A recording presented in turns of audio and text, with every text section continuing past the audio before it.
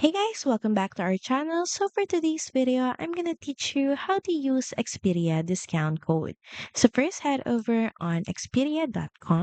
Then next is start booking. You can use the search bar and customize this according to your booking preference. Then click on search.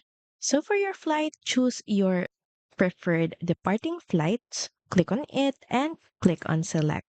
Also, don't forget to choose returning flight and select. Make sure that the details are correct and your flight details are all good. And once done, you can proceed to check out. Then here from the checkout page, make sure that all the details are correct. Then scroll down until you get to the payments section. From here, just add in your payment details. And here you can also see the enter a coupon or promotion code option. So click on it. And here, just enter in your coupon code. Then lastly is click on apply coupon.